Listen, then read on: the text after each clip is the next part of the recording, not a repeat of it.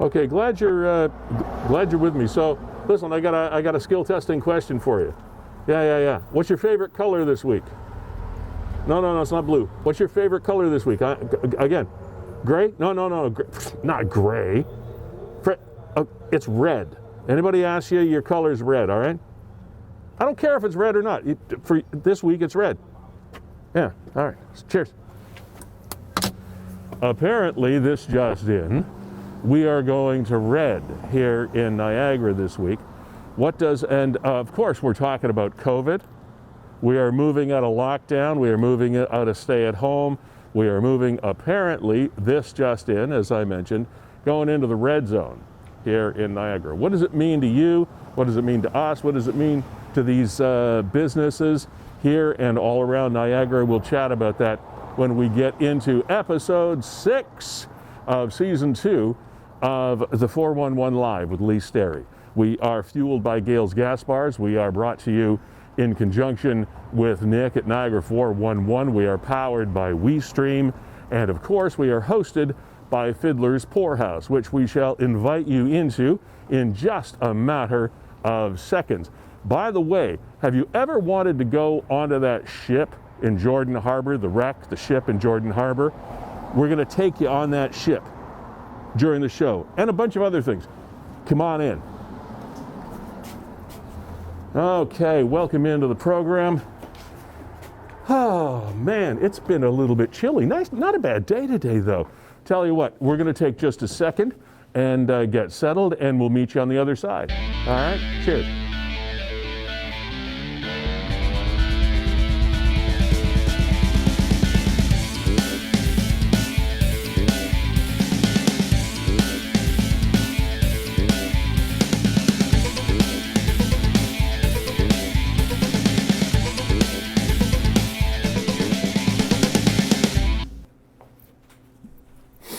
Welcome into episode 6 of the 411 Live with Lee Sterry, Kevin Jack, of course, in the left side of your screen, our executive producer and WeeStream proprietor.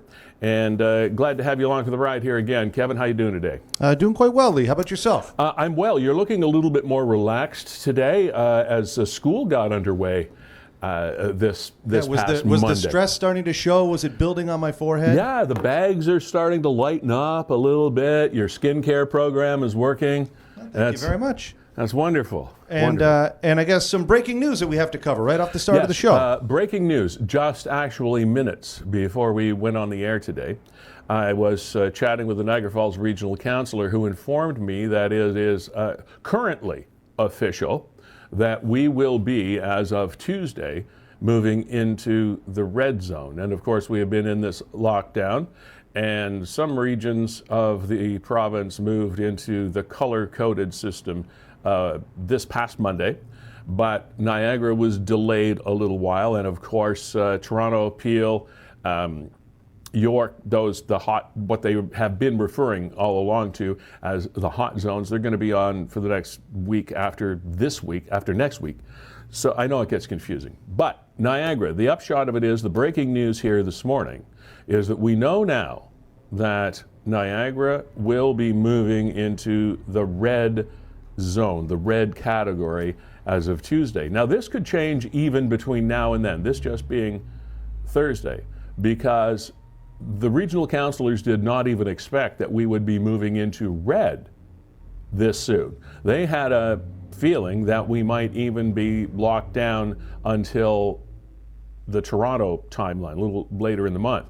But that's not the case. And even between now and then, we could move into another zone. We could move into yellow or green or whatever, because these things change daily.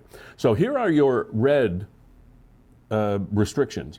Red is called the control area, the control zone, if you will. Stringent measures, broader scale actions and restrictions across multiple sectors to control the spread. Restrictions are the most severe available before wide-scale business or organized closing. So, I mean, red is not easy street by any stretch of the imagination, but it's an improvement over where we are now. Here's the deal. Always stay home if you have symptoms. Physically distance by staying 2 meters apart from people you don't live with. Wear a mask or face covering in indoor public spaces and avoid non-essential travel. Gatherings and close contact. Here's something that'll be important to you. Limit close contact to your household, the people you live with, and stay at least 2 meters apart from everybody else. Don't visit any other household or allow visitors into your home. If you live alone, you can have close contact with only one other household. All events and social gatherings. Now, here's something that I have a hard time rationalizing with that previous stuff, but I guess it's a thin line we walk here. Indoors, 5 people. Outside, 25 people. Not going to be too many gatherings outside right now with this cold snap we're in.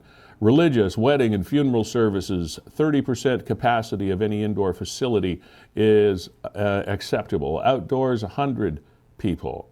Only go out for essential reasons such as work, school, groceries, pharmacy, healthcare, helping vulnerable people that are in your circle that you are aware of, exercise and physical activity, and work remotely where possible. Okay, now here's the big thing for small business. We've been talking about this a lot, as of course ad nauseum. Rules for small business. All open businesses must screen employees and customers. This goes back to what it was like before the lockdown, because this is what every business did. And there's a screening tool that you can use. They ask the right questions, and the employees fill it out and then sign off on it, and that's it for the day. You post signs at all entrances informing people how to screen themselves for COVID-19 before entry. Limit capacity so guests can stay at least 2 meters apart. Make sure anyone wears a mask, face covering, including workers who have, scroll us up there a little bit, if you would, Kevin. So you're right at the top there, Lee. Make sure anyone indoors. I got, my eyes don't move that fast. They're getting old. Including workers who have to come within 2 meters of anyone else, with some exceptions. There you go, with some exceptions. Workers must use PPE when they come within 2 meters of anybody else. Clean and disinfect often touched surfaces such as equipment, washrooms, locker rooms, change rooms. Does this mean we're playing hockey again, Kevin? I don't think we're playing indoors, but now I think the pond hockey games aren't going to be shut down because the outdoor gathering limit, as you talked about, turns to 25. Okay, but why are we talking about locker rooms then?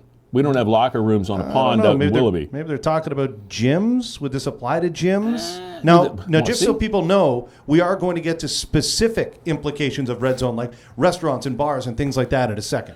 Yeah, we're getting there, believe me, because we're sitting here at Fiddler's. I'm not sure what Dave is planning for next week yet. Maybe he's not even sure. A lot of this stuff, Lee, is stuff that we're used to, you know. Make sure workers use PPE, clean and disinfect it's regular off it, stuff. Manage lineups, create a safety plan. But here's really, I think, what people are looking at. Okay, restaurants, bars, other food and drink establishments. Indoors, 10 people total. Well, that's not going to help a lot of restaurants, frankly, to have 10 people inside. You can't make your daily nut having 10 people inside. 4 people per table. Guests have to sit within at least 2 meters between tables. You wear masks, of course. Gathering outside, give their name and contact information. Yeah, we've been through that. Buffets not allowed, no dancing, no singing. Don't be singing. It leads to sex. Okay. We wouldn't want that. Live music performance. Strip clubs, well, can only operate as a restaurant or a bar. Ah, shucks. There you go. Closed at 10 p.m. Alcohol cannot be sold after 9 p.m. And that's pretty much just what it was like before the last shutdown. Now, the one thing we don't know, Lee, and sorry, but we don't know. Remember Hergy, Dr. Hergy, the acting medical officer of health, just prior to us being locked down by the province, instituted that Niagara-only rule that you can't dine with people outside your household. No idea whether or not that is still in place, because once the government came in, that superseded everything. Have not heard an update on the Hergy ho-ho yet, except for the fact that there was a comment made by Dr. Hergy, and it wasn't really that far out of line. He's a little nervous about lightening the restrictions at this point in time because he feels, his position is, and I'm paraphrasing. I'm paraphrasing. I don't mean to quote you, Dr. Hershey, but basically the message is, I'm nervous about this because if we were to stay in this phase of lockdown in Niagara until the end of February, we might just beat it and be able to open for good. I mean, that's his thing. He says, please, I hope it's not too early. And he's just a little bit nervous than it is. And rightfully so. That's his job, to be more careful than not. Anyway, sports and recreational facilities, we were talking about a minute ago. Capacity indoors, 10 people in classes, 10 people in areas with weights or exercise equipment. So you people that like to go to yoga classes or spin classes or things like that, it looks like those facilities might be able to open again, and that's good for those facilities that are trying to keep their memberships up. No spectators for sports, except for one parent or guardian per child. That makes sense. Team sports must not be practiced or played except for training. No games or scrimmage. Must keep 2 meters physical distance. No contact permitted. And again, masks when exercising 3 meters apart. The usual stuff. A lot of the usual. Yep. Meeting and event spaces. Meeting and event spaces. Here we go. Again, 10 people total. 25 people outside. Per table, 4. So that's consistent with the other restrictions. Yeah, it's about the same stuff. Booking multiple rooms for the same event is not allowed. That should cover Mr. Oosterhoff's family plans. Supermarkets and other stores that primarily sell groceries, community stores, pharmacy, 75% capacity. All of the retail includes discount, big box retailers. I'm going to tell you a story about that in a little bit. Personal experience. Liquor stores, hardware stores, garden centers, 50% capacity. Fitting rooms cannot be right next to each other. And again, this guest protocol is the same. Personal care, I'm assuming that would be... we're familiar with this stuff, yeah. This would be our estheticians. It would be our hairdressers, salons. Yeah. Closed, oxygen bars, steam room, saunas, sensory deprivation pods. My sensory deprivation pod is closed? That's what I lived for. All right. Bathhouses, and other adult venues. Okay. All right. Pardon me for being a little facetious, but really, who comes up with this list? Somebody is sitting at Queen's Park in Toronto saying, I don't know about those sensory deprivation pods. I don't know. No, I mean, this is almost a joke. Casinos, bingos, halls, gaming establishments, 10 people indoors. You can't operate at 10 people, so they're just not even opening. Yeah. Duh. I think they're bluffing. All right. There we go. I mean, cinemas will roll through these, Lee. Performing arts facilities, no audiences, rehearsing, recording, etc. Every 2 meters must be a barrier. Gray lockdown, we're not. So we're done with the red there. We're not thinking about gray. Now that we've gone through this, I want to remind you that the breaking news at the top of this show, just minutes before we went to air, came from a Niagara Regional Councillor, and it's public information, but it's something that you may not have heard yet, and we wanted to break it for you here on Niagara 411 Live with Lee Sterry, is we are going to, at this moment, they say, to red in Niagara on Tuesday. It could be different between now and then, because this is a very fluid situation, as they say. I wanted to say that word today, fluid. It's a living problem. It's and again, fluid. Lee, this takes place on Tuesday, right? Because that's when the lockdown from the province officially comes to an end, the Tuesday after Family Day. Family Day kind of snuck up on people. Yes. It's Groundhog Day every day. So, last week with the kids home for 6-7 weeks, I was thinking to myself, what, we got a holiday coming up? Do we need a family day? Yeah, what's the difference? How about a not family day? How about the family separates on Monday? Yeah, Monday, after dropping the kids off at school, I just went home and enjoyed the silence. It always reminded me of the difference between Mother's Day and Father's Day. Mother's Day, moms want the entire family around. Everybody's got to gather. It's got to be a great big... Father's Day says, just get me out of the house. Get me out, You're so true. It is true, is it not? What I want to do, I want to go play a round of golf and then play hockey at night. Yeah. Hey, Dad, we're going to have the kids and the grandkids and the family and the aunts and the uncles and the neighbors and everybody over to celebrate Father's Day. No, please don't. just give me a tennis racket or something, and get me out of here. But not to say we're not pro-family here on the 411 Live. We are. It's just that sometimes we have to speak the truth. Speaking of speaking the truth, or pseudo-truth, depending on your position, you may remember, I think it was a couple of weeks ago we had Alicia on, was it not? Yeah, I think so. From Chrome Barbering. And because this was the lady that altered her business plan from strictly hair salon to film studio. And it created quite the stir in the local media, quite the stir online, etc. We interviewed Alicia a couple of weeks ago and found out her story. And there are a lot of different nuances to this story, and I'm not going to completely go into all of it, except for the fact that there was an update this week. And Kevin, did we have any of the video from what Alicia put up this week? Absolutely. I'll share that in just a second. I want to remind people, just after she got off the air with you, Lee, she got arrested. Or I guess got fined. Oh, it was planned. So now she posted a video, I think yesterday, or maybe the day before, that gave us a little more insight. So 30 seconds after she got off the air from us, she posted a video of 4 people in her shop. She walked through the door from talking to me, came out, and 4 people in her shop. And her business was closed down and she was fined. So this is the update. Operating as a fully exempted film studio, regardless of what all those haters on Facebook think. That's okay. I know who you guys are now, so just wait for it. Anyways, let's just see how we operate. Ooh, look at all this. Huh. Anyways, I'm just on here to let everybody know. Despite what the news said, I was shuttered. I was shut down. I'm so dirty. I just wanted to let everybody know how that day actually went. Those officers that came in here, that were a group of 4 officers, went into my workspace, my private workspace, that housed 2 people. And they made themselves a group of 6, waited till I walked in and charged me with a group of 5. So unlike what everybody thinks, they didn't catch me on a dirty loophole. There was no cleanliness issues. They had to come at me that way. That's all going to be discussed in court later on. I just wanted to let everybody know this is how we're working, just because there seems to be a lot of misconceptions, $500,000 fines and jail time. Again, fake news. Hi, Carla. Hello. How are you feeling today?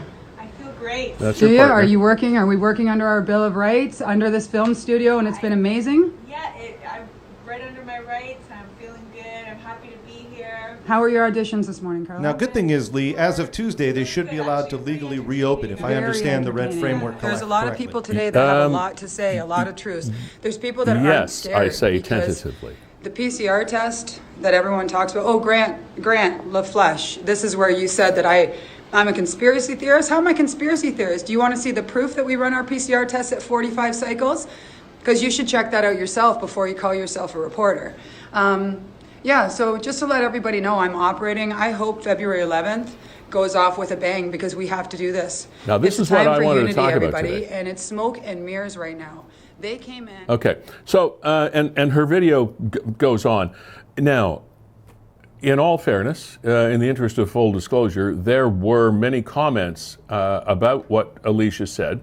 A lot of them were against her. A lot of them were anti-Alicia, saying that she was still exploiting loopholes, if you will, trying to bend reality to suit her own reality, and the fact that she was still endangering the community with the whole COVID restriction opposition, and et cetera. Then there were just as many that were supporting her. So it was really, that's what my thought was anyway, Kevin. As you read this, I thought it felt like almost a 50-50 division. It was sort of right down the middle as to those who felt that she was doing the wrong thing and those that felt that she was perfectly justified in what she was doing. To be perfectly honest, she threw a couple of quotes into the video. You can go online and watch it yourself. It's there. We won't play the whole thing, of course. But there were a couple of quotes that she made, to be perfectly honest, that felt a little anti-maskish conspiracy theory like to me, but that was my reaction. It just felt a little militant. But I can, on the other side, I can see her feeling militant because of the way that she was treated personally, et cetera, and how this whole thing is unfolded. So I don't know that I would have been as calm as she was, at least in that moment. So I kind of have, once again, my foot on either side of the line. I haven't picked a specific position as to whether I am 100. I don't think I'm 100% in support of where she is, and I'm not 100% against it. And I know that sounds like a politician, and I apologize for that. But it's a complex situation. She appears to be somebody that was following the rules, following the, air quotes again, regulations, and yet was it something that was mandated by her business license? All these things come into play. Was she doing more harm than good? Was she doing more good than harm? Frankly, it seemed like they had the health bases covered.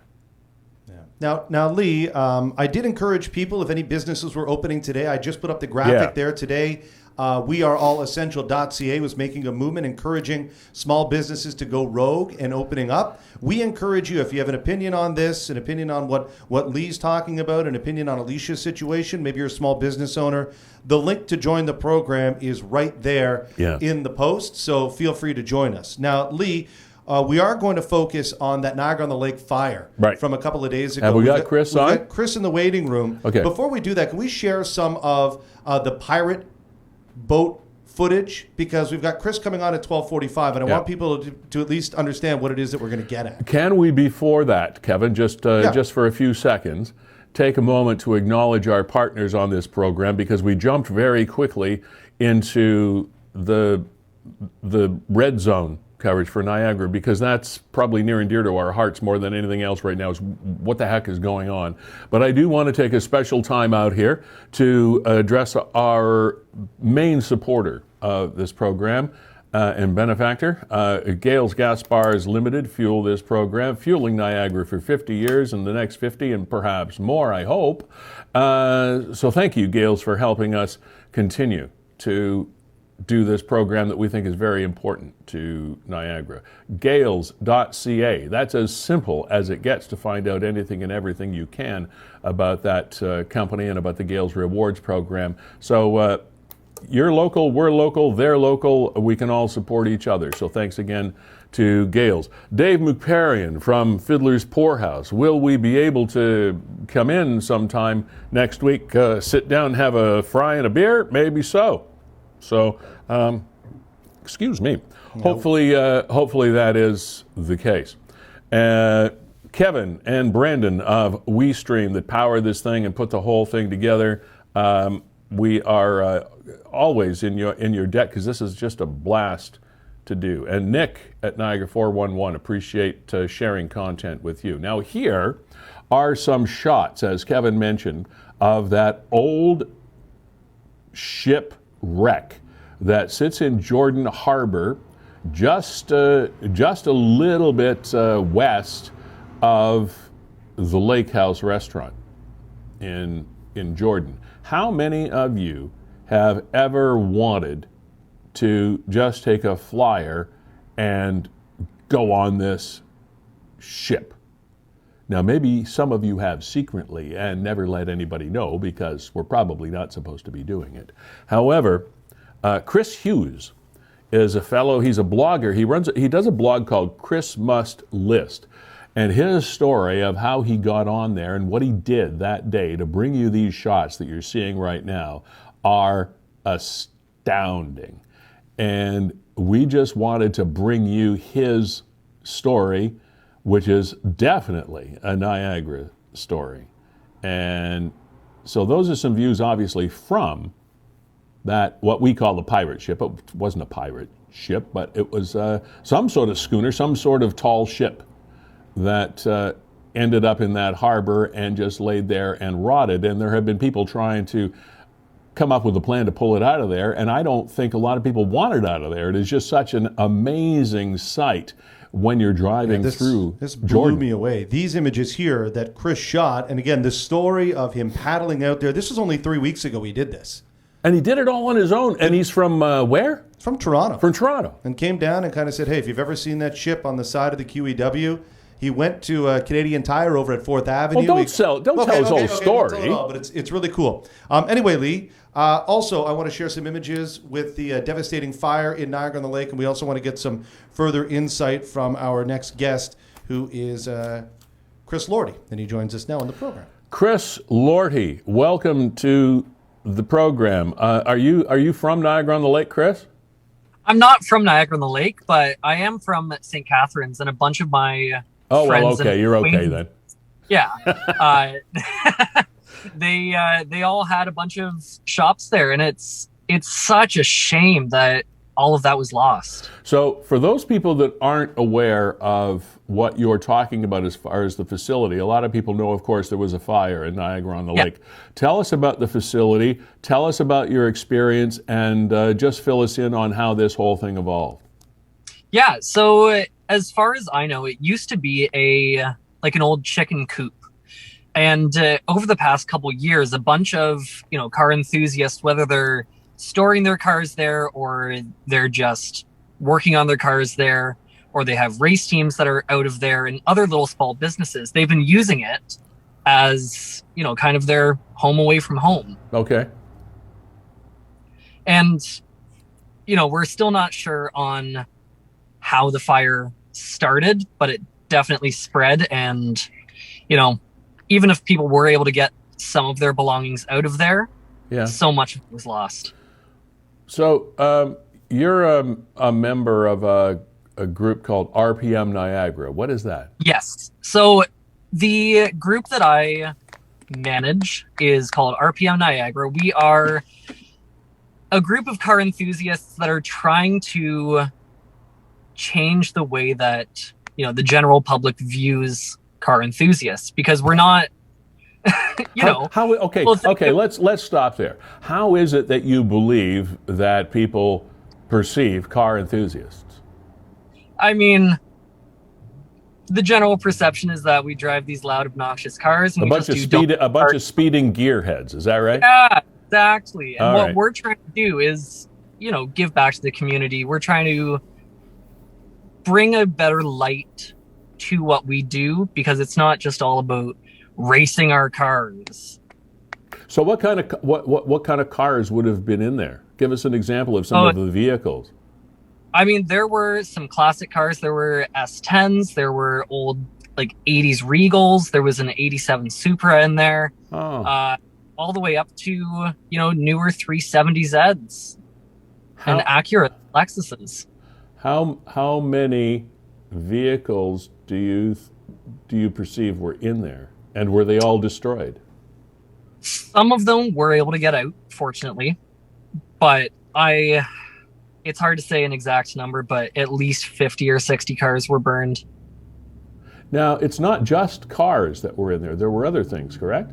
Yes, absolutely. I mean, because there were so many mechanical shops in there, there were lots and lots of tools in there. I know that there were a couple other small businesses in there as well that lost a significant amount of things.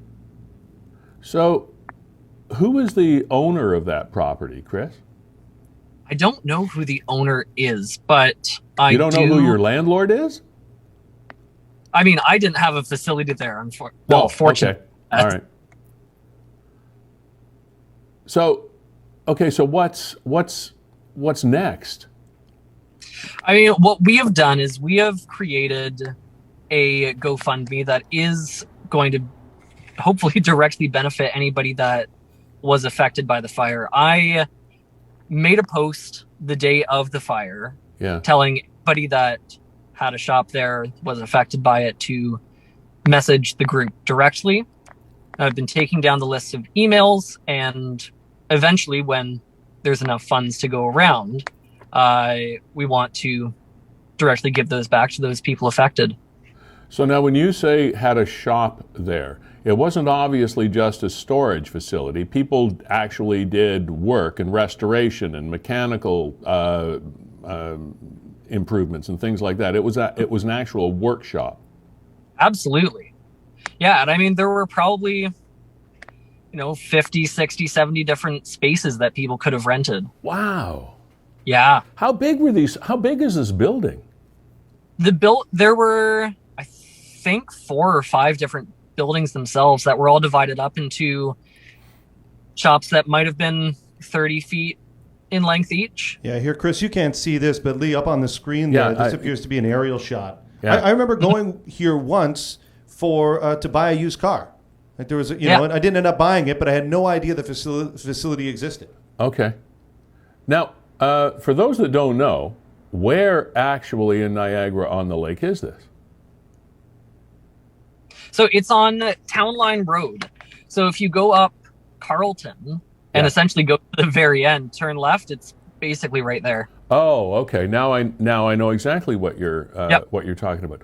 Okay, and I realize that it's not all about the dollars; it's about the love of these vehicles and some of them can't be replaced. And that was my lead up to this question, and that was sort of my disclaimer about it. But what about insurance? Were these vehicles that were in there in that space insured under some sort of storage policy, or have these people just lost their investment? I really, really hope that people had insurance on their cars. I know that for the winter, it's not in the best mind, but people do take insurance off of their cars as they put them into storage. So I have my fingers crossed for those people that lost their cars. I do know that there were some, legitimate race teams in there that, their cars at Merrittville that I don't know if there's race car insurance. I would hope that they would. I remember years ago, I had one of the late 60s muscle cars, and I only had it on the road in the summer. But in the winter, when I had it tarped and covered and that kind of thing, I took all the insurance off it except what in those days was fire and theft.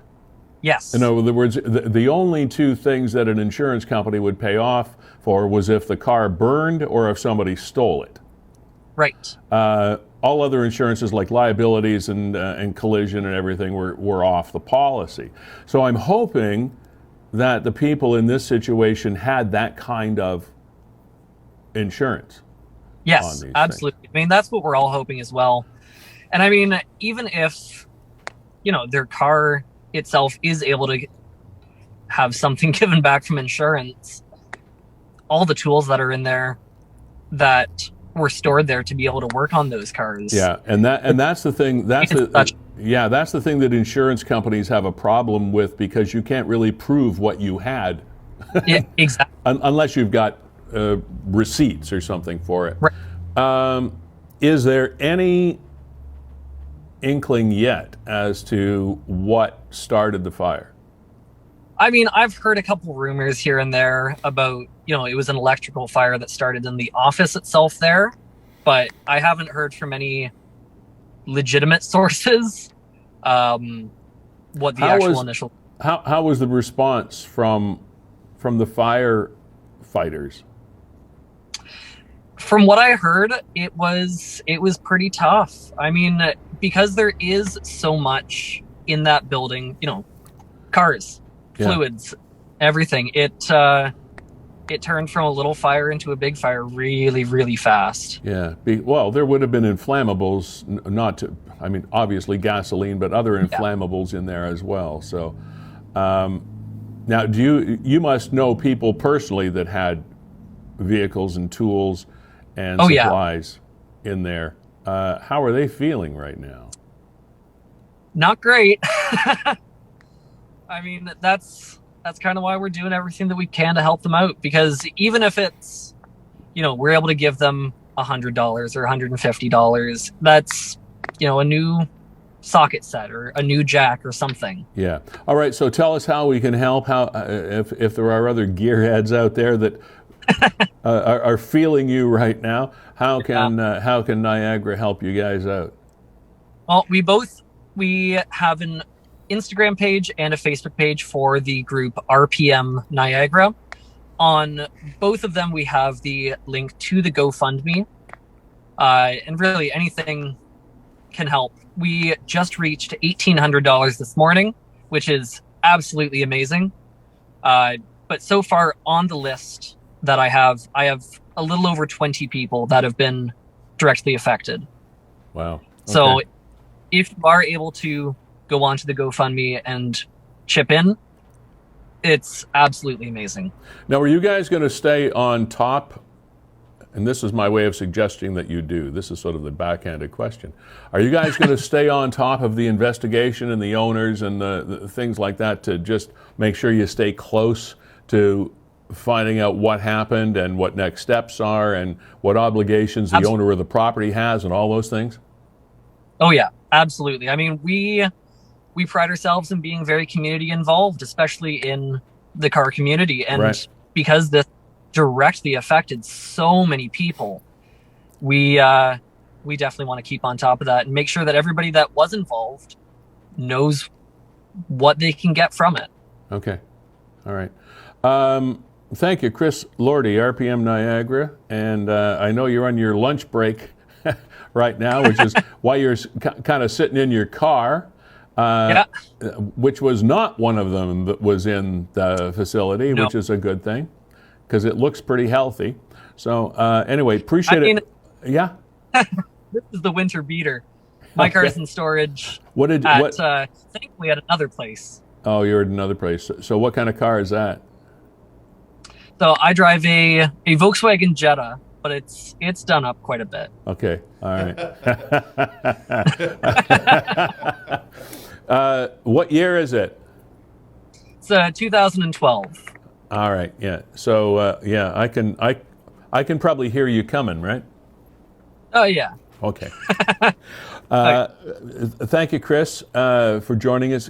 Keep in touch with us, will you, as this story evolves? Because one of the things that drives me nuts with a lot of media, and again, I'm not a media basher. I've been part of it for almost 5 decades. But is the fact that we bring people these stories, and then there is a considerable lack of follow-up to what's next. So if you would stay in touch with Kevin or myself or whatever over WeeStream or Livestream Niagara or Niagara 411 and keep us posted on updates on how this story is evolving for you, your members, and other people that had workspaces and vehicles in that property, I'd really appreciate it if you could sort of be our link to that as the story goes on. Absolutely. All right. And don't wait for us to reach out to you. You reach out to us, and anytime you want to give us an update, you're welcome on the show, all right? All right. Awesome. Thank you for having me. Okay, man. Good. Our condolences for those people that lost property. And again, even if it's financially covered, these things are works of passion and emotion, and you can't really sometimes replace it with cash. No. Lee, my father and brother-in-law have been 4 or 5 years into restoring a mid-70s GMC pickup. It will be on the road this summer, and I could only imagine when I thought of all the cars that were being lost, I thought about their hearts being ripped out. Yeah. If that would have happened to them. I mean, it's their babies. They put so much time and effort into it. And to just have it go up in smoke there, I mean, my heart goes out to them. And then on top of it, you're right, the car might be covered, but how many people had content insurance? How many people have their tools? And as Chris mentioned, thousands upon thousands and thousands of dollars in tools that and you can't if they're totally destroyed and you have no proof of ownership, it's almost impossible to prove ownership to insurance companies, because make no mistake, insurance companies are really not in the business of looking after you. They're really not. If you were ever under that illusion, get rid of that right now. They are in the business of making sure you look after you until you can't anymore, and then they do their best to not help. Now, Lee, just if people are joining the program, you wanted to get me off that, didn't you, Kevin? Well, I know we've got Chris. Well, we got Chris, the pirate ship guy, coming up in about 5 minutes. Okay. And I really want to get to Chris, and that's going to be so cool. The whole story of how, and this is 3 weeks ago, in the midst of winter, the guy gets onto the Jordan pirate ship. I know, this is just an awesome story. It's so cool. But where we began, if people are joining midstream, we just got news before we went on the air that, well, I'll let you tell the rest, Lee. That Kevin is moving to Florida. No. Oh, gosh. Please. No, that's not it. We are moving into, as per my conversation with a Niagara Regional Councillor just before we got the show underway, that Niagara is moving into the red zone as of Tuesday. This past Monday, a lot of areas in Ontario, a lot of regions in Ontario were relaxing the stay-at-home lockdown orders. Niagara was not one of them. It was announced that as of the 16th, we would be moving into the color-coded synopsis or protocol. That's what I was looking for. Protocols. But we weren't sure where we were going. Well, Niagara is moving into, at this moment in time, into the red zone as of Tuesday. That could change. Now, because the counts are obviously going down, it was assumed by a lot of the regional councillors and the health people here in Niagara that we would be not moving into even the red. We might come into a gray area or still maintain a lockdown, actually. So this moving into the red zone is a good omen for Niagara. And that happens Tuesday. And it could, keep in mind, it could change. So stay here on Niagara 411 and as well as WeeStream or Livestream Niagara or whatever. And but mainly Niagara 411 because we will keep you updated on exactly where we are. But right now, we are moving into the red zone as of Tuesday. Okay? And when we were talking earlier about Alicia, and she mentioned Thursday, and I was talking to Kevin about this earlier, what is today got to, is this the day that all rogue businesses open, etc.? Well, there is a website. If you want to go have a look at it, it really doesn't tell you much. But it is weareallessential.ca. Now, obviously, it wasn't a marketer that came up with that title because it's a little long for a website, but nevertheless, that's it. weareallessential.ca. And all that website says is, I'm looking at it right now, is Canada, it's time to open. February 11th, today. Small business, we stand together and united. Join us at weareallessential.ca. Hashtag stay open, hashtag facts over fear. Make of that what you will. Now, Lee, as you're talking about that, there it is. If I remember correctly, February 11th was supposed to be the day that the lockdown ended. Am I indicating that Premier Ford brought it down on December the 11th? Maybe January the 11th? I don't know. I'm confusing things. You know what? Disregard anything that comes out of my mouth. No, I think you're probably right in that this was one of those benchmark dates that came out from the province quite some time ago. But there have been daily briefings. There have been so many things that have come out on a day-to-day basis that have been so confusing. And today it's one message, today it's the other. And even though our politicians will say, no, it's very clear, it's not confusing. Well, I'm sorry, it has been confusing. And not that I envy any of our political leaders their job. I do not. Because this has been trying to catch a grease pig or grab smoke or whatever sort of metaphor you want to use here. It would not be an easy thing to be a politician or a bureaucrat or a health official in these times, because this thing is erratic and things change in the matter of seconds. So I don't condemn any people for what they say or what they're trying to do, because everybody's hearts are in the right place. They really are. I'm not so sure that I have a lot of respect for opposition politicians, because politicians in opposition parties have the easiest job in the world. All they have to do is say, you're doing a crappy job. They don't have to prove it. They don't have to back it up. They don't have to do anything themselves. All they have to do is to keep their job. All they have to do is criticize. And we all know it's very easy to do that.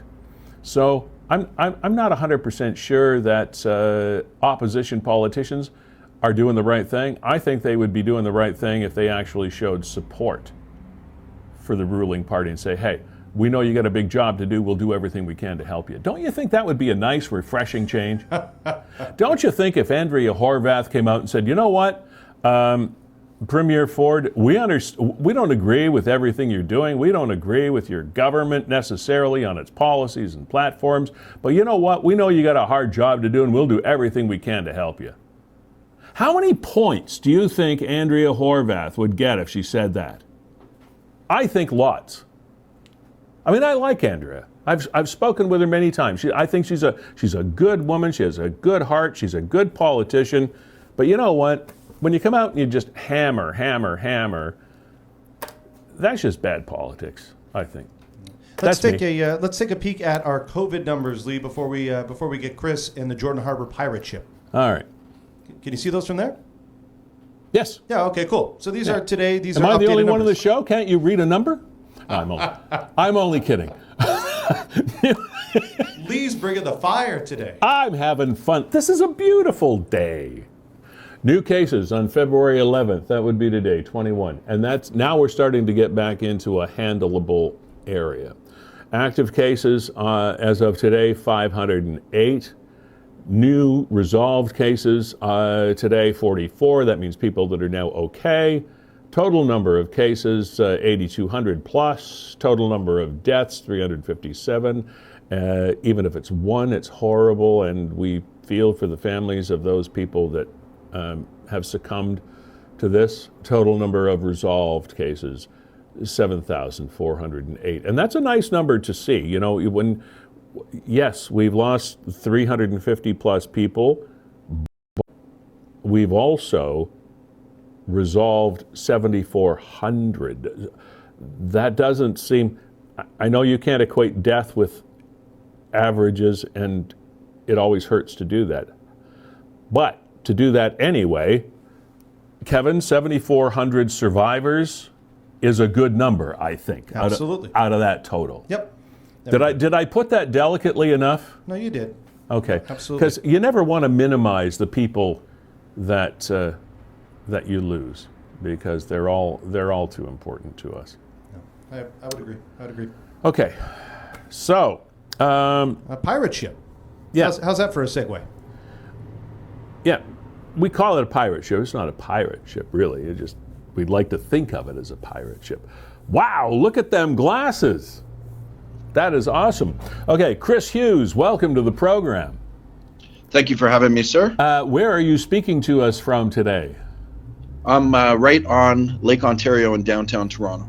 Lake Ontario in downtown Toronto. So I cannot lead into this in any better way than for you to just start with your day and walk us through that day from when you left Toronto to when you got on board our shipwreck in Jordan Harbor. Sure. A little backstory. I'm a world traveler, attempting to see every country in the world. I've just reached 100, and in comes this pandemic where I'm somewhat stranded within a certain radius of downtown Toronto. Right. So I figured I might as well explore the things I've always wanted to explore in and around the city. And that started by me getting in the car and driving towards Niagara Falls. And along my drive to the left, I see that what we'll call shipwreck that I've seen hundreds of times. Yeah. And I don't know, some part of me said, let's just pull over. I'm by myself and explore it. At first, it was just to look at it from outside, do a little Google search and find out a little bit more information.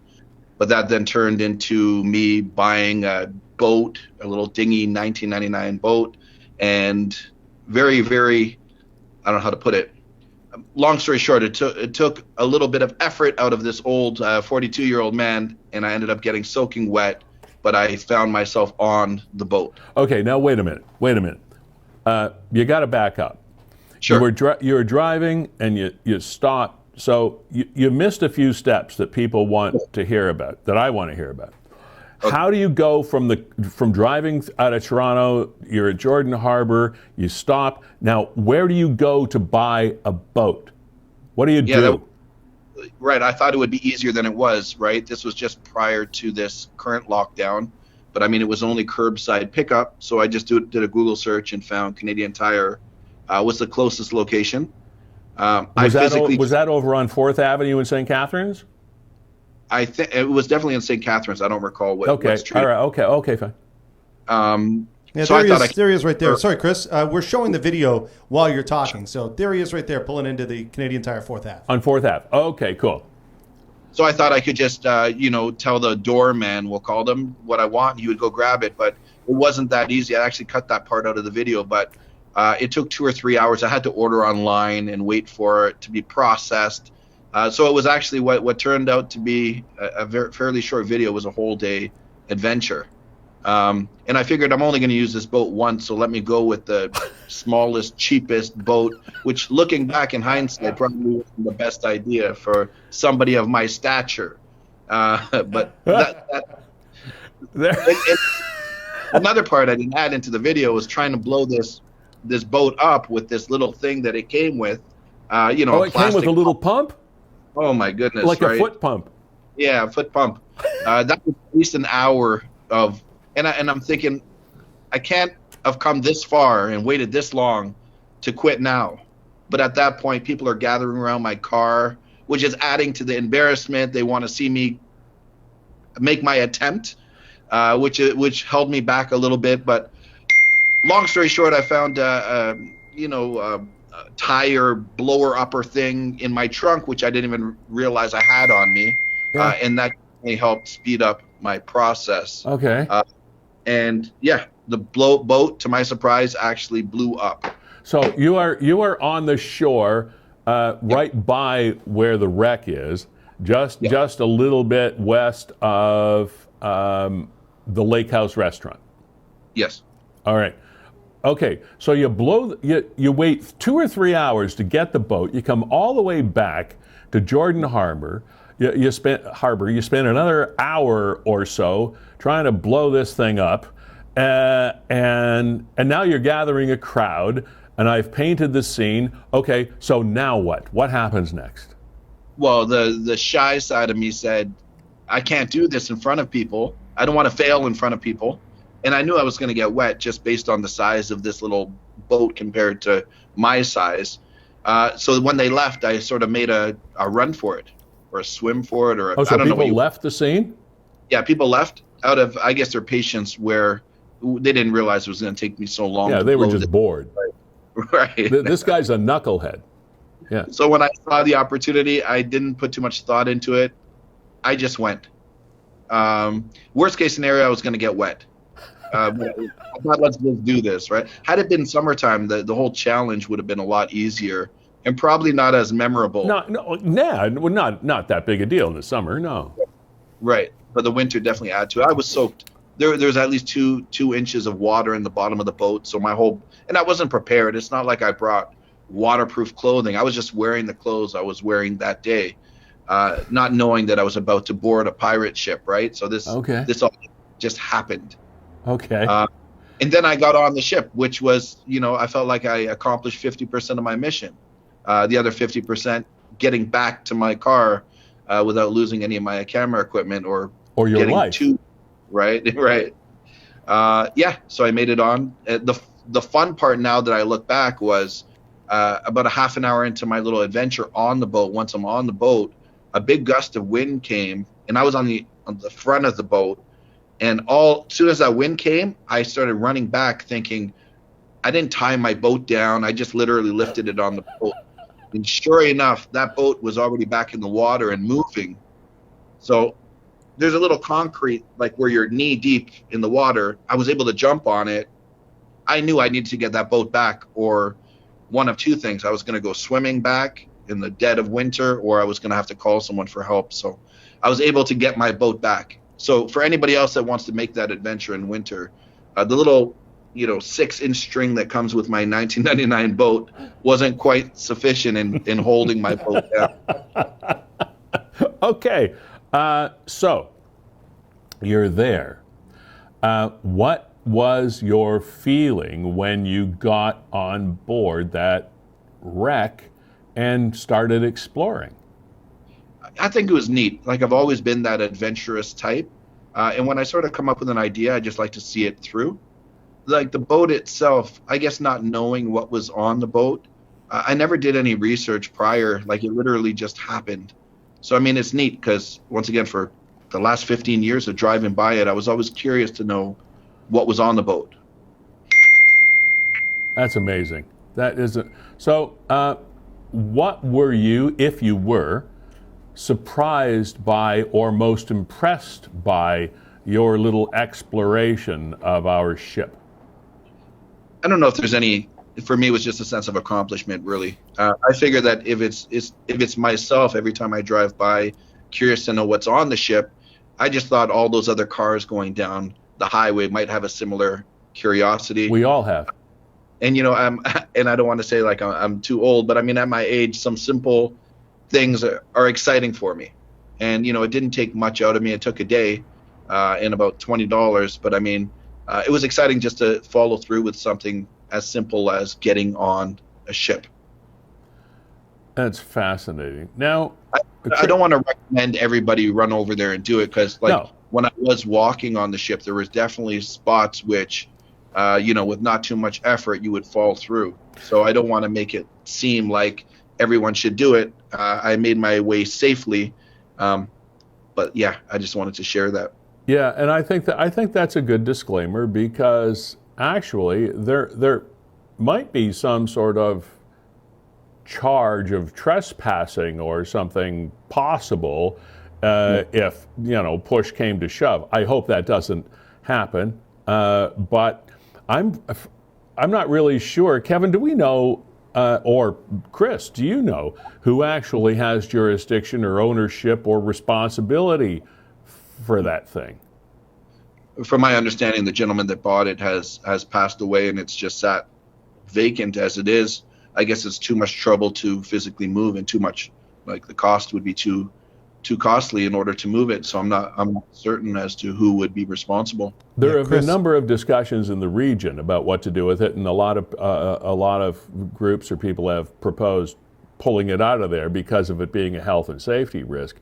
And yet I think there would be a hue and cry about this, because it's just one of those most visual things that hit you when you drive through that area. It's just so cool to see. It's a landmark that, I have 3 children, and just driving to Niagara, the kids would always look over and say, "Look, the shipwreck, look, the pirates," right? Yeah. So I mean, it's something that we're just accustomed to seeing, and it was great to see a different side of it. Now, what you can answer these questions or not. It's entirely up to you. But what were you doing? What was your purpose for coming down here in the first place? Your purpose wasn't to go on board the ship. It just hit you when you were driving through the area. Where were you going? To Niagara Falls, to wander around. Why? Really, there's nothing else to do. I knew based on pictures that there was no one there. No stores open. This happened about a month ago or a month and a half ago when I went. I've lived in downtown Toronto my whole life, and Niagara Falls has always been that short 60-minute getaway to get away from the traffic. Just a different scenery, really. What do you do for a living? I own a web development company in Toronto. All right. Hence the interesting photography. Right. That is. So what did you do with the boat? Afterwards, I just put it in my trunk. It's still there today. That is that's terrific. I can't thank you enough for giving us this little tour, because you were absolutely right. All of us that drive by that thing many times, or even just once, would say, "Man, I'd love to have a look inside that thing," because it's just so bizarre that it's sitting there, this rusted hulk of a ship that showed up one day, and most of the people in Niagara aren't even 100% sure how it got there. Right. Until that moment when I did a quick search on my phone, I had no clue myself. So, I mean, part of the excitement was to do a little research, and I learned a little bit more about that shipwreck as well. Okay, sorry, Chris. Oh, sorry, you're going to say the same thing I'm going to say, Lee. Yeah? I was going to ask you about the Chris Must list. What is, now, that's something that is sort of a blogging title or name or something. What is the Chris Must list? Yeah, it's sort of like, I've been traveling the last 5 years, as I mentioned, 100 countries. I go to often the places that the average person might not go, and the experiences. I'm not the ideal tourist. So about a year ago, people said, you should document this just to share with the world. So it's more so like an archive of my experiences. It's not a job for me. It's just fun. Okay. In which I bring a camera and just film whatever I'm doing wherever I am. And when you take all these trips around the world, do you bring your wife and 3 kids with you? No, my wife is. I didn't think so. The kids during my time of exploration. I'm somewhat of a loner, and some of the places I go, once again, are not really child friendly. But as my children get older, I can't wait to start bringing them along with me as well. All right, that is absolutely incredible, Chris. So we find the Chris Must list online or on YouTube or someplace like that. On YouTube, yes. Okay. My friend, thank you for including Niagara in your travels. Now, Kevin, did you have anything else you wanted to ask? Well, I was going to fill in people on the history of it, but Chris, I know you did some research, so tell everybody how exactly that ship came to be in Jordan Harbor. I'll give you the brief overview. Is from my understanding, it's come from Montreal. I don't recall the year. An entrepreneur bought it and was being brought from Montreal to Niagara, with the intention of it being sort of on the lake restaurant. And it stopped where it currently sits while they waited for all the permits from the government to allow it on the bay, which would never happen. The entrepreneur ran out of money and died before the permits were allowed. And it's just sat where it currently sat since. And now there was the wood exterior and interior that was burnt down. They say by children, but nobody ever got caught by doing it. So at some point, the wood was burnt down due to either arson or a mistake or an accident or whatever has occurred. So what we call it the pirate ship, but what really was the original purpose of the ship? From my understanding, it was a remake to an older ship, but it was a restaurant. It was built in the manner to be a restaurant. All right. So it was just sort of a replica tall ship. Yeah. Exactly. There's a replica to an exact ship. Okay. When they added the wood exterior, they were trying to resemble or to match that old ship. I don't recall the name of it, but that's the wood that got burnt down. So what you're seeing now is the original ship. What was under the wood. The steel infrastructure. Right. Yeah. Phenomenal. And you guys have more facts. My memory is not that fantastic, but that's you pretty much nailed it. Yeah. You did a great job.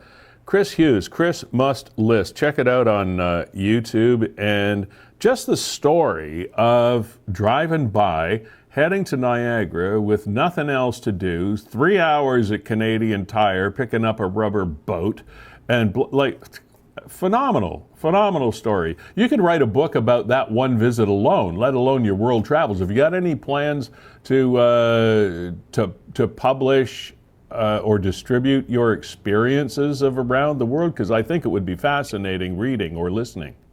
Yeah, for sure. As soon as I hit that 197th country, that's the next thing in place. But until I hit every country in the world, it will just stay on the back of my mind for now. Okay, well, do us here a favor at Niagara 411 Live with Lee Sterry, and keep sending us stuff and updates about your travels, because we'd like to keep in touch with you. I appreciate that. All right. Chris Hughes, thank you so much for bringing us up to date with our own culture here in Niagara. It's wonderful. Wonderful. I appreciate your time. I appreciate the opportunity. You're welcome. Thank you.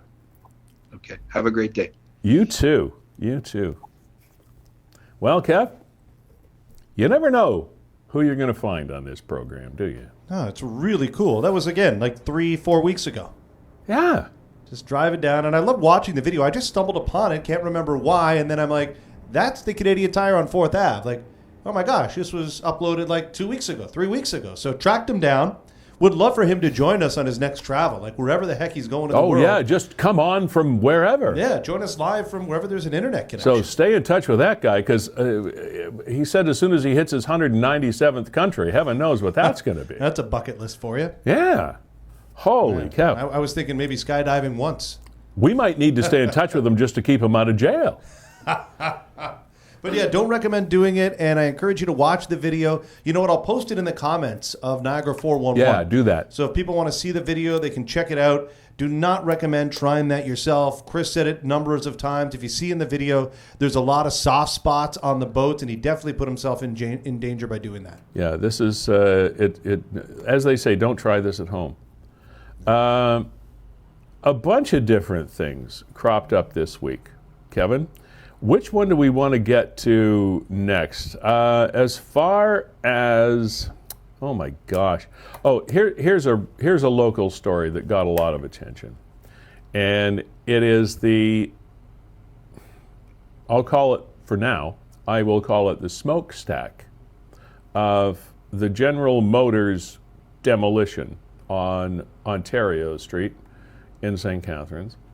Now, for quite some time, the demolition of the plant on Ontario Street, the General Motors facility there, has been out of commission. It's just been flattened, torn down, etc., except for the smokestack that was in the vacant lot on, I don't know, I guess you'd call it the east side of Ontario Street, and just sitting in a lot otherwise filled with rubble, and the smokestack there all on its own. Now, there's a haulage company that was in charge of sort of cleaning up and proceeding with the demolition of that site. And it's Collins Haulage, Inc. Colin Ellsworth is the guy that runs the place. Now, there was a big brouhaha this past week over the fact that the haulage company tore down, knocked over, whatever you want to call it, demolished the smokestack of the GM site. And there was a big hue and cry. One of the city councilors got all up in arms about it and made a big brouhaha. And the city got all upset about it because there was no permit filed, et cetera, to tear this thing down. Let's watch what happened. Here's the smokestack coming down. And I mean, this isn't a couple of kids with a penknife. This is an official haulage company doing the deed to bring down the General Motors smokestack on Ontario Street. And when you see it fall, you will notice this, there we go, boom, and it's split in the middle, and then the big smoke starts. There's a big smoke cloud comes up. All right, now here's the background. Apparently, the haulage company said there was a crack in the brick that structure workers were keeping their eye on. Now, a check on last Friday, found it had expanded 3 inches, making its way almost 3/4 around the stack. Keep watching this now, see, it didn't take too much to bring that thing down. So an employee on site called the head of the company, and he said when a hand was put on the stack, estimated to be about 45,000 kilograms in weight, it could be felt moving with just a little wind. And the quote was, if it came down on you, it would make gravy out of you. It would crush the elevator too. It would crush anybody in the surrounding area. At that stage, when you get to that point, it's a judgment call. I'd rather make the judgment call than the death call. Now, that was the head of the company that ripped this thing down. And apparently there have been homeless people that were finding shelter inside this thing because there was an entrance at ground level and they were going in there to get warmer, and there was a threat. Now, the problem from the city side of the fact was that there were no permits filed. The city officials, bureaucrats, employees, whatever, were saying that they had no information from the haulage company that there was indeed a problem. They did not know anything about the crack, et cetera, et cetera. So there was a bit of a communication lapse here. In my mind, you do what's right and you ask for permission instead of forgiveness. Because you know how long permits take to get this done, the inspection that would have to be done, the time it would take. I personally stand on the side of the haulage company for getting that thing down as safely as could be humanly expected. Now, there is another reason why I'm glad to see it down. And there are those, including some councillors in the city of St. Catharines, and of course the staff of the city. They always want to have their innings. Well, you can't do anything without getting permits because that keeps us our jobs. Okay, whatever. The fact is, does St. Catharines need a giant penis sitting in the middle of their downtown core? Now, I'm not the only one I am not the only one that sees this. I have been seeing it for months and months and months. I even drive by it with my wife and I say, like, look. I mean, really. The city of St. Catharines does not need a giant penis in a field in downtown. So here, let me crawl inside your brain here for a second, Lee. So I mean, really, Kevin. So this is what you see right here?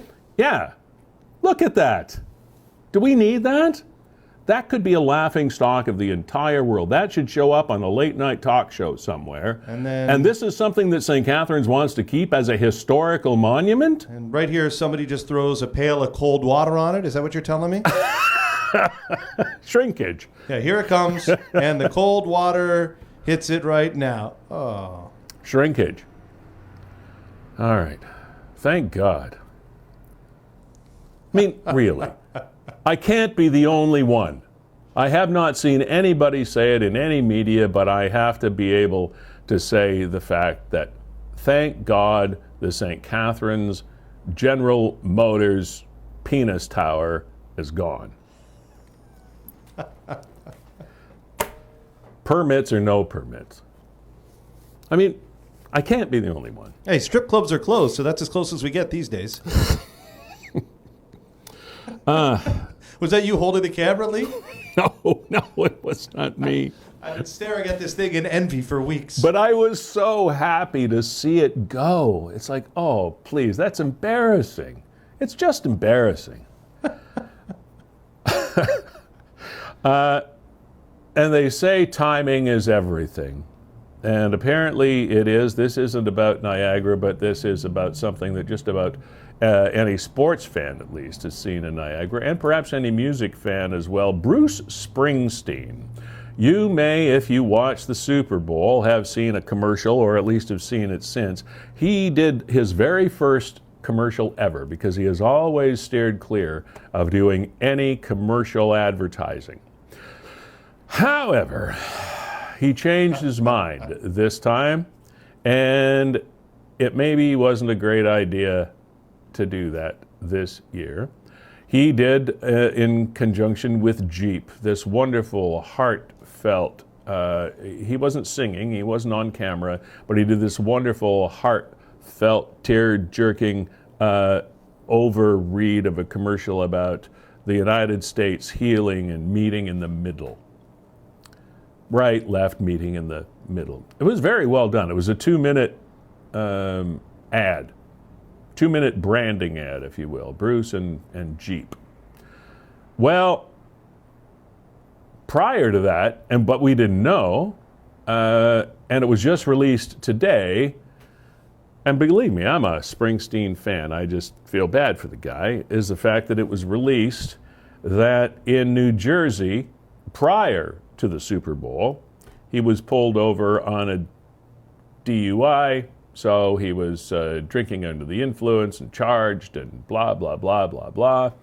And it was just one of those things where now the whole thing has just kind of gone south because now he's getting, he was arrested for DWI and reckless in, of all places, Sandy Hook, New Jersey, which is all too famous for another terrible tragedy that is not relevant to this. But he was cooperative through the entire process, according to the reporters, is set to appear in court in the coming weeks. And the news comes just day after Springsteen teamed up with Jeep for the Sunday, February 7th. Oh, there he was. Driving to the middle. From now on, if they did that commercial tomorrow, he'd have to take Uber. Too bad. You know, people make decisions, and you wonder, this is what I wonder, Kevin, with celebrities, is he could afford to be driving around in a limo with a chauffeur. I know he likes motorcycles. He could even be riding on the back of a motorcycle with another person driving and afford it. And I guess that's just not the way Springsteen lives, but it's really unfortunate. I feel sorry for him because, you know, I mean, crap happens. But it's just one of those things that you never know when life is going to come out of left field and turn a really, really good thing sour. How would you like to be running Jeep today? They probably spent $5-6 million just on the time, maybe $30 million just on the time to be advertising in the Super Bowl. I don't know, but those I don't know for sure, but those numbers are astronomical. Let alone what it cost to do with Springsteen and all the rest of it. And just before a Super Bowl, they find out that their star guy, their headline guy, their big spokesman, the boss of the Midwest of the United States, it gets picked up in a DWI, and you're an automotive company. That's gotta suck. You know? Man, life just blindsides you, doesn't it, Kevin? Yeah, it can some days. Yeah. So there's also something going on around Niagara. The gift card scam is back. I thought we'd pretty much finished with this. However, we wanted to let you know that if there is ever anyone that sends you an email or makes a phone call and is aware of some sort of debt that you have, and they say, you know what, you don't have to send us a check or give us a debit from your account or whatever. Just buy a gift card. Get us a gift card for Mark's Work Wearhouse, whatever the heck it is, and we'll call it square. Well, nobody really does that, but apparently it is big around Niagara again. So beware of any of those messages that come across that are asking you to settle up some sort of debt or make something go away by going to get them a gift card for anything. And we will wait to see what Dr. Hergy says here in Niagara about what happens next week. I want to come back to that, Kevin, after I do mention our sponsors once again. Gales Gas Bars Limited, we thank you so much for fueling this program. It's such a blast working with you, and we thank you very much for underwriting us and to help keep us going. The Gales Rewards program is great for people that live and eat and breathe and sleep here in Niagara. Gales.ca for more information on that. And also that little thing at the bottom is important. We're a living wage employer. I mentioned this last week. I shall mention it again. It was a big deal a while ago. We don't hear a lot of it in the news now, but it's still very important to make sure that people that are working for a company are earning enough that they can actually afford to support themselves in whatever their community is. And those numbers were calculated for Niagara. Gail stepped up and said, hey, we're going to try to pay our employees enough so that they can actually earn a living wage to live here in Niagara. So that's a big deal. Thank them for that. Nick at Niagara 411, always appreciate sharing content, thoughts, and ideas with you and your contributors. And thank you to the contributors. Some of those shots from the Niagara-on-the-Lake fire and a lot of the other things that we covered this week were wonderful, so thanks for that. Dave Mukparian from Fiddler's Poorhouse, where we sit in this lovely window every week on St. Paul Street. Hopefully your business will be able to flourish a little bit more actively come Tuesday as we move into the red zone, whatever that means to you. I know we covered that earlier, so you still should be able to have some folks in here if you want to. So we wish all of the restaurateurs and small businesses actually around Niagara Godspeed in the next phase of wherever the hell it is we're going. And WeeStreem, of course, WeeStream Niagara, Kevin Jack, our executive producer, co-founder with me and he and Brandon Schramm, and every week we try to bring you the things that matter to you most or might be of interest to you here in Niagara. Niagarans meeting Niagarans, produced by Niagara, pretty much is what we do. Kevin, what have you been up to lately? Now, we've got March break. This is something still that we have not heard yet. We got Family Day on Monday. It seems to me every day since March has been Family Day, but I guess it's on the calendar, so we have to mention it. I don't know what there is to do on Family Day other than everything you've been doing for the last 6 months or 10 months or whatever it is. But March break, do you know what your schools do? Do we have any idea? No, I haven't heard. I mean, as of now, they're having a March break. I'm not going to die on this sword, if you know what I mean. If they do, you got to pick your hill, right? Yeah, if they do, they do. They don't, they don't. But I'd like to see March break skip this year so that my kids can get a little more in-class teaching. Teachers, God bless them, they did a great job trying to cobble together what they could as far as online when we went into lockdown. To be honest, for my children, senior kindergarten, grade 2, they were probably only absorbing maybe 20 or 30% of it. Yeah. And it's just the way that it is. Yeah. So I would love for them to have another week of school at the same time. You know, if it's another week at home, it's another week at home, and I'm going to enjoy the time. All right. We have a tradition here.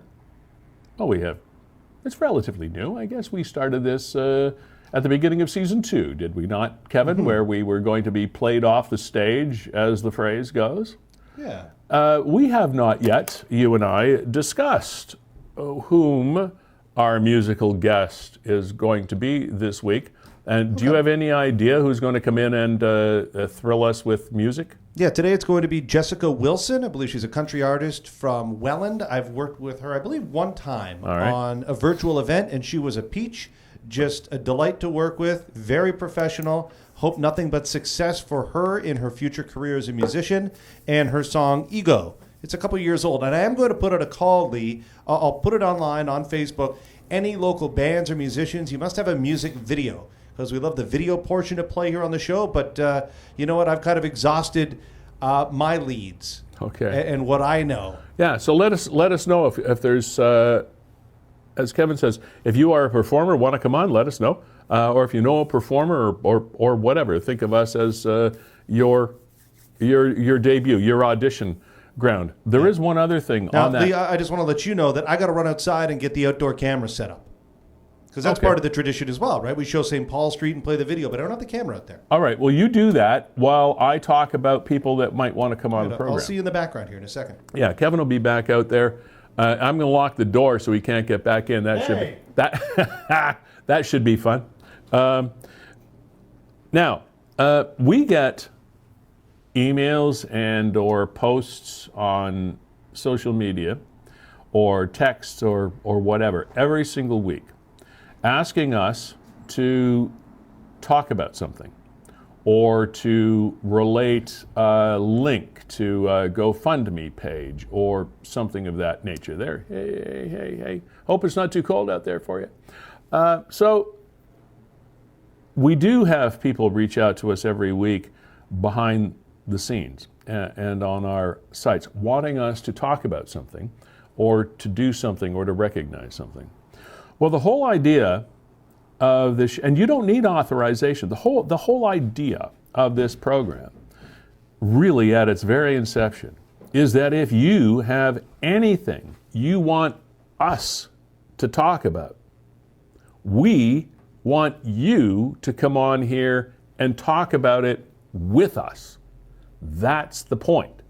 We're not going to actually say, oh, will you talk about this on the show? No, we won't.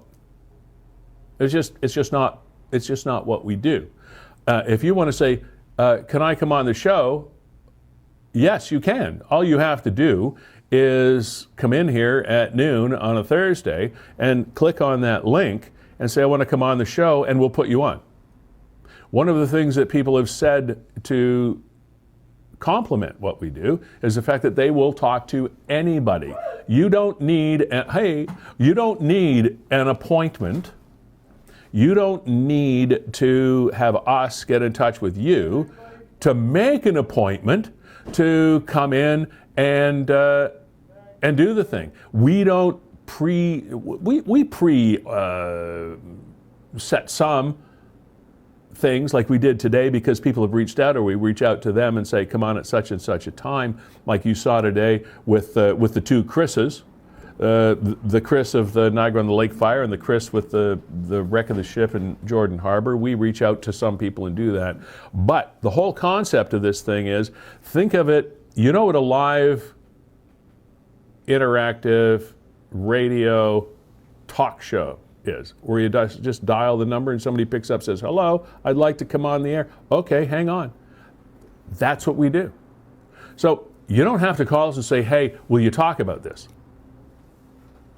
Just click in and you talk about it. If you don't want to talk about it, we don't have time to tell everybody's stories. We would rather have you tell your stories yourself, and we'll give you that platform. That's what we're here for. Right? Absolutely. 100%. We would love this show to be more live, interactive. Yeah. Nobody is doing this. TV doesn't do this. I've never seen a web show that's like this, where you can just click on the link at any time, come on the show, share your story. And I think a cool story for the weekend, yeah. And I think that's one of the reasons why, in your defense, folks watching and listening, that people are hesitant to do that because nobody's ever done it before. Yeah, I would agree. And that's what we're doing now. So they're not used to being able to just jump on. Well, now you can. So the more you get used to it, the more we'll have the opportunity to connect to Niagarans with Niagarans. All right, so that's just sort of, again, stating our mission, if you will. Gales Gas Bars Limited, thank you for fueling the program. WeeStream, Kevin, Jack, Brandon Schramm, thank you for driving this thing as well as you do. And of course, Fiddler's Poorhouse. Dave Mukparian and his staff appreciate being able to invade your space. Nick at Niagara 411, always a pleasure. My name is Lee Sterry, and we are going to play you off for yet another week. Have yourselves a fabulous Thursday, Friday, and weekend, and a nice family day weekend. And we'll meet you in the Red Zone next week. Cheers.